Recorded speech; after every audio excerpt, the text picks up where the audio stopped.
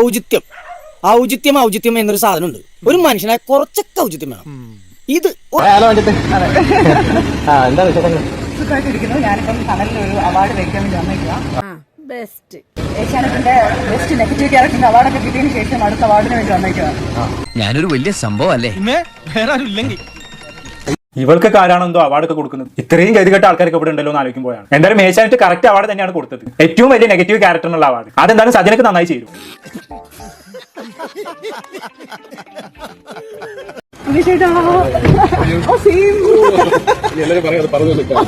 ഇതിങ്ങനെ പറഞ്ഞു കൂടി വരും. നീ ഏതായാലും പറയും, ബാക്കിയോടെ പറയും. എന്തോ അലമ്പുണ്ടാക്കാൻ വന്നിരിക്കുക. അതെ, ഏറ്റവും മോശ സമയമാണ് ഇനി വരാൻ പോകുന്നത്.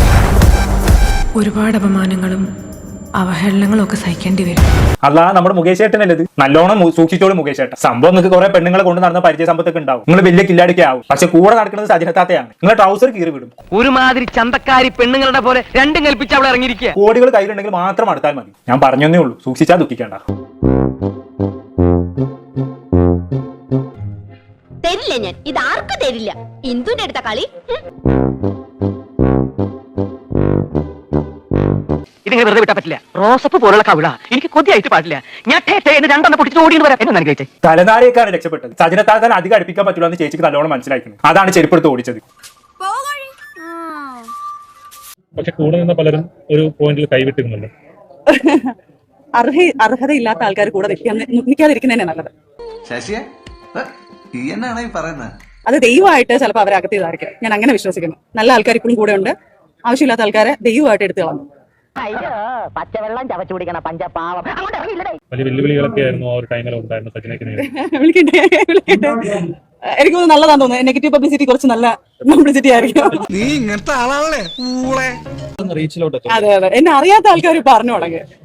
അതാണ് ഞാൻ നേരത്തെ പറഞ്ഞത്. ആസനത്തിൽ ആല് മുളച്ചാൽ അതും തണലായിക്കൊണ്ട് നടക്കും നമ്മുടെ സജനത്താത്ത. നന്നായിട്ടുണ്ട്. നാട്ടുകഥകൾ ലോകം മുഴുവൻ അറിഞ്ഞാലും കുഴപ്പമില്ല. റീച്ച് കിട്ടിയില്ലേ? പണ്ടത്തെക്കാളും ആളുകൾ തിരിച്ചറിയുന്നുണ്ടല്ലോ. താത്തക്കഥ മതി, താത്ത ഹാപ്പിയാണ്.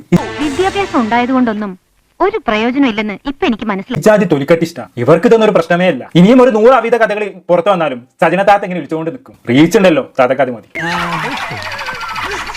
പക്ഷെ അവരെല്ലാരും ഓടി വന്നിട്ട് അത് ഒരിക്കലും എനിക്കതാണ് ഏറ്റവും വലിയ സന്തോഷം. എല്ലാരും വന്നിട്ട് എന്നെ സപ്പോർട്ട് ചെയ്തിട്ട് മോളെ അങ്ങനെയല്ല, ഞങ്ങൾ വിശ്വസിക്കുന്നില്ല, ഞങ്ങൾ എങ്ങനെയാണ് ഇങ്ങനെയാണെന്ന് പറയുന്ന അവരുന്നുണ്ടല്ലോ.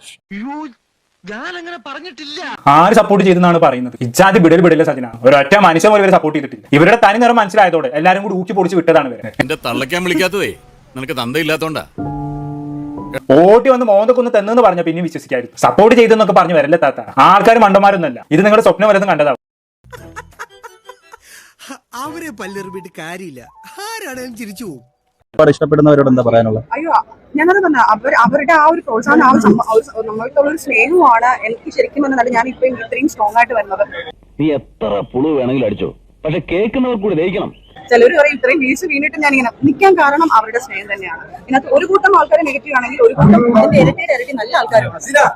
തേങ്ങ പത്തരച്ചാലും താളല്ലേ കറി. പണിയെടുത്ത് തിന്നണമെന്നൊക്കെ ആഗ്രഹമുണ്ട് സാറേ, പക്ഷെ പറഞ്ഞു പറ്റിച്ച് തിന്നാലേ വായിന്നിറങ്ങുള്ളൂ.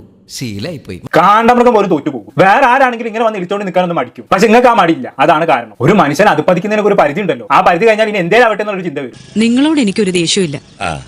വിവരമില്ലായ്മ ഒരു കുറ്റമല്ലല്ലോ. അതെ, എന്തായാലും നാറി. ഇനിയിപ്പോ നാറാനൊന്നും ബാക്കിയില്ല. ആ ഒരു മൈൻഡിലാണ് സജന ഇറങ്ങി നടക്കുന്നത്. അല്ലാണ്ട് ആൾക്കാരുടെ സ്നേഹവും സപ്പോർട്ട് ഉള്ളതുകൊണ്ടൊന്നല്ല. നീ ശരിക്കും മണ്ടനാണോ അതോ മണ്ടനെ പോലെ അഭിനയിക്കാണോ? ശരിക്കും മണ്ടനാണ് സാർ.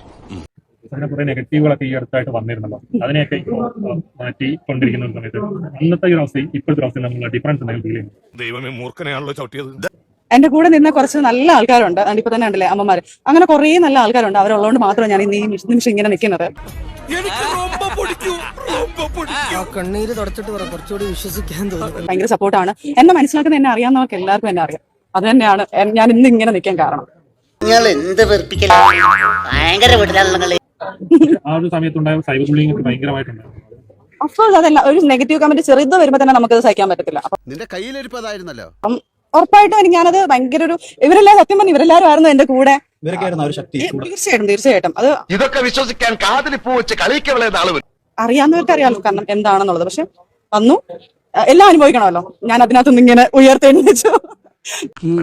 എന്തോ എങ്ങനെ ഉയർത്തെഴുന്നേൽക്കാൻ നീ ആര്? യേശു ക്രിസ്തു. ഒന്ന് പോ സജിന, തീട്ടക്കുഴിന്ന് എണീറ്റ് വന്നു, അങ്ങനെ മതി, വലിയ ഡെക്കറേഷൻ ഒന്നും വേണ്ട.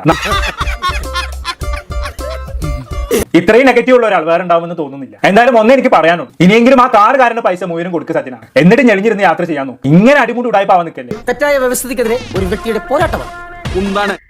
ഞങ്ങൾ അങ്ങ് ഇറങ്ങട്ടെ. ആയിക്കോട്ടെ, സന്തോഷായി.